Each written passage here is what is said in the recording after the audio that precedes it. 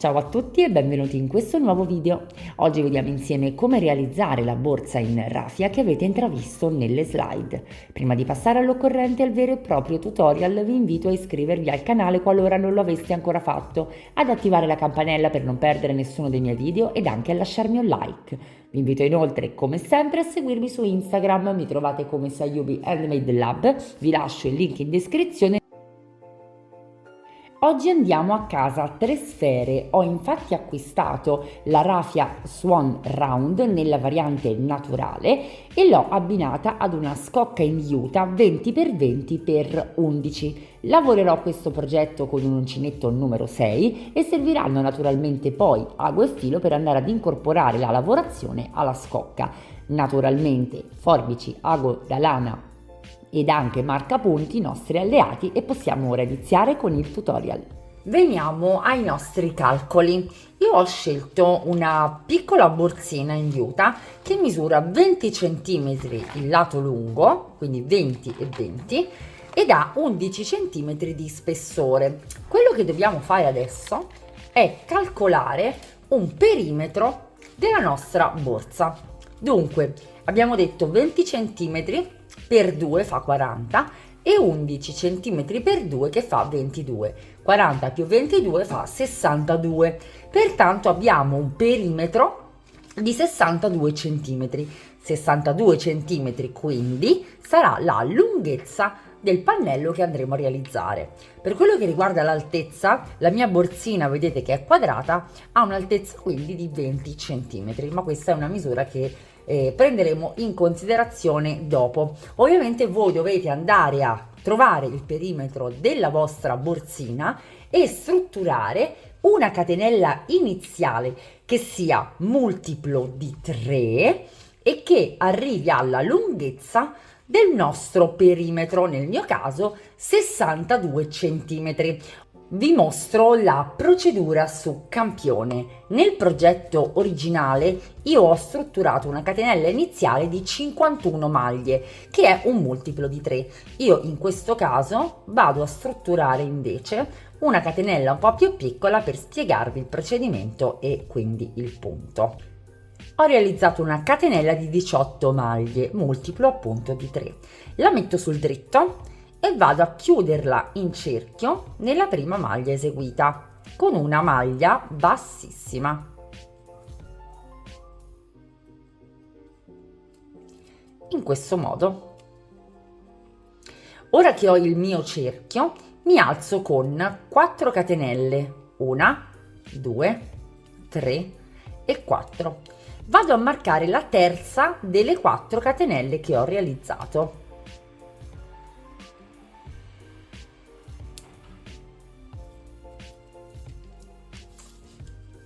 Queste prime 3 catenelle costituiscono la prima maglia alta, mentre la catenella aggiuntiva è una catenella di separazione. A questo punto filo sull'uncinetto, entro nello stesso spazio e realizzo una maglia alta, componendo di fatto un primo punto V.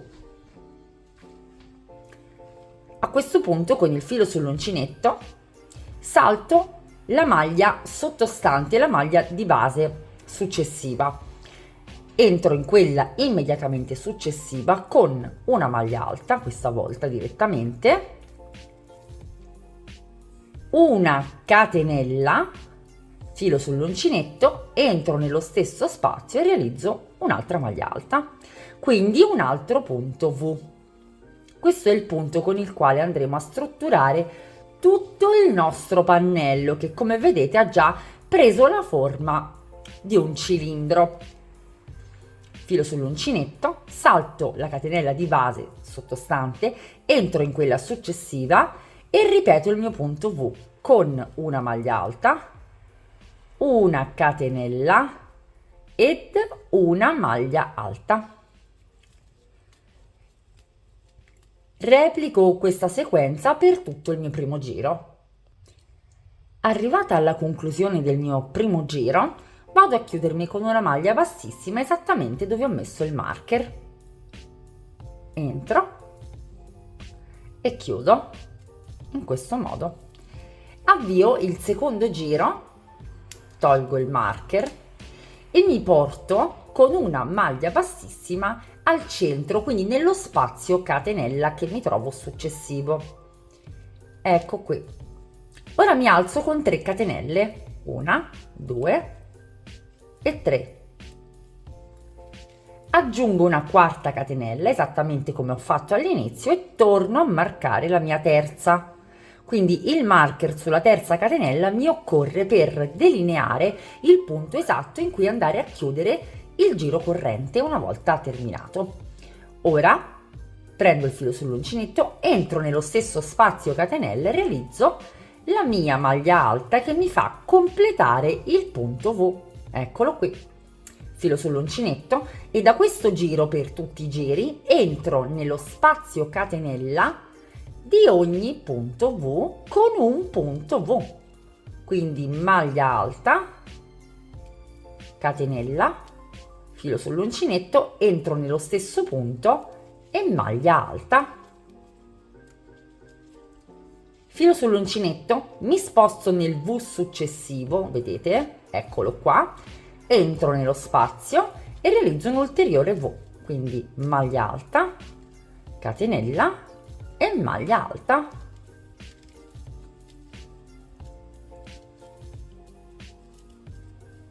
Continuo per tutto il giro e replico giro su giro fino a coprire interamente l'altezza, ve la faccio vedere in questo modo, l'altezza della mia bag. Quindi vado a realizzare una sorta di copertura priva di fondo, perché il fondo in questo caso lo andremo a realizzare in un secondo momento. 8 giri dopo, a grandezza naturale, ecco come si presenta il mio pannello, anzi il mio rivestimento ormai, perché dal momento in cui ho chiuso in cerchio non si tratta più di pannello.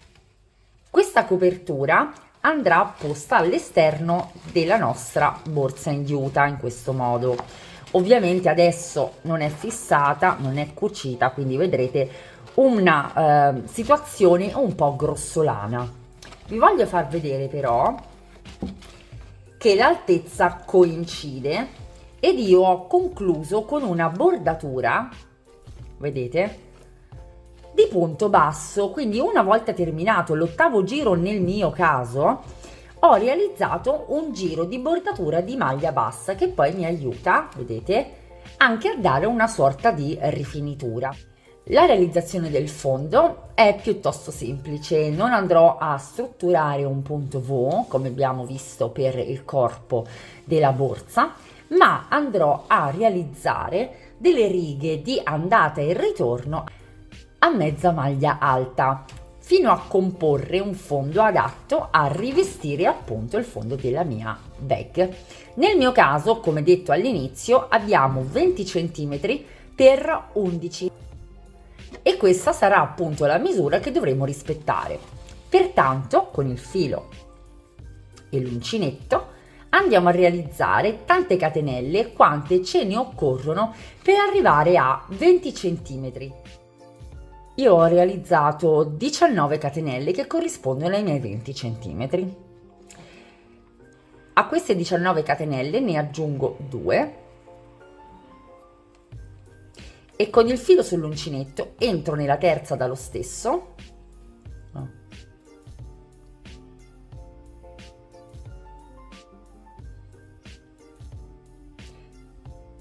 e realizzo una mezza maglia alta. Posso decidere di marcare filo sull'uncinetto, catenella successiva, mezza maglia alta, filo sull'uncinetto, catenella successiva, mezza maglia alta e proseguo per tutta la riga. Terminata la mia prima riga, volto il lavoro e nel primissimo punto che mi trovo di fronte realizzo una maglia bassa.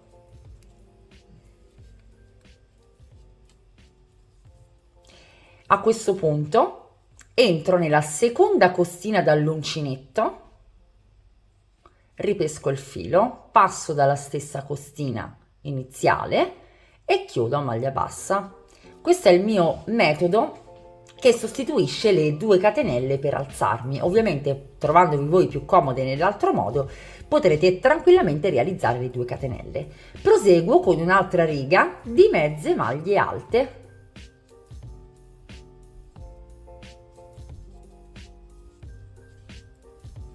E vado avanti in altezza fino a raggiungere la dimensione del mio fondo, che è di 11 cm. 6 righe dopo ho completato il mio fondo.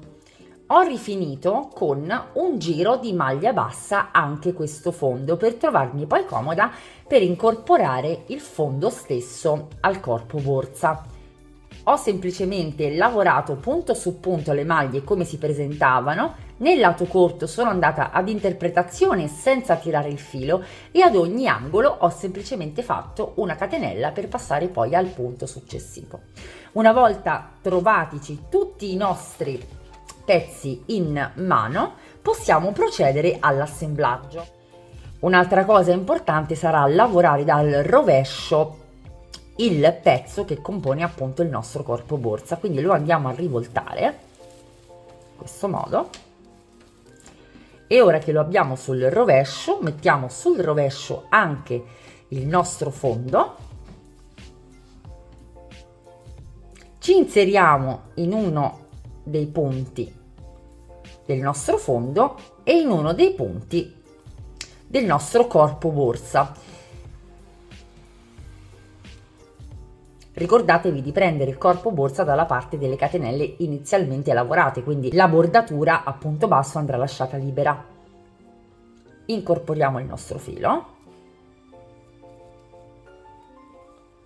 ci ancoriamo con una catenella, rientriamo nello stesso punto prendendo entrambi i nostri pezzi e chiudiamo con una maglia bassa. Punto successivo. Forse così si vede meglio. Punto successivo, lo prendo tutto quanto, mentre invece vado a prendere una postina della catenella iniziale di lavorazione che mi costituisce il corpo borsa, e realizzo una maglia bassa. Procedo incorporando punto su punto tutto il mio corpo borsa al fondo. Chiudo con una maglia bassissima nel primo punto realizzato e taglio il filo. Rivoltato anche il mio lavoro sul dritto, inserisco la bag in questo modo. Vado a togliere il mio cartellino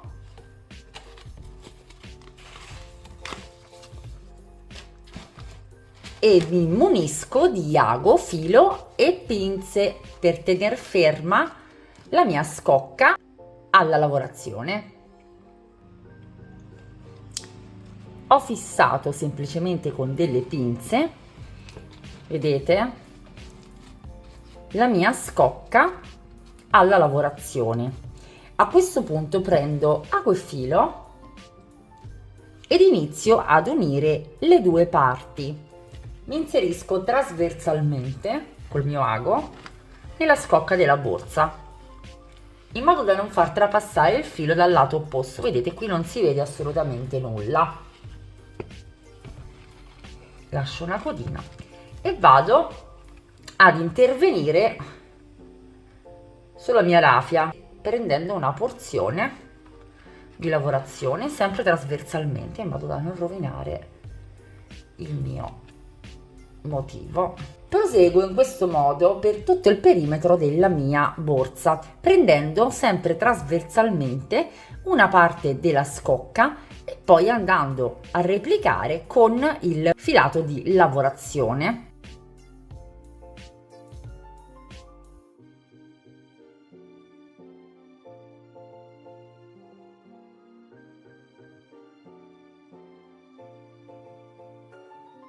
E guardate quanto è graziosa questa mini bag in raffia, che poi tanto mini in realtà non è. Ora è nuova e quindi vedete che ancora non è del tutto schiacciata come si deve. Anche la parte del fondo, piano piano, con l'utilizzo, una volta riempita, andrà sicuramente a calzare ancora meglio. Una borsa in juta perfetta per chi ha le prime armi con l'uncinetto, ma anche per chi ama lo stile minimal. Come vedete, con un semplice punto V siamo riusciti a creare un motivo di tutto rispetto e senza dubbio una bag in questo modo è davvero originale. Per realizzare questa borsina ho impiegato 80 grammi di raffia, pertanto me ne è avanzata un altro pochettino che senz'altro verrà utilizzata per un prossimo progetto borsa.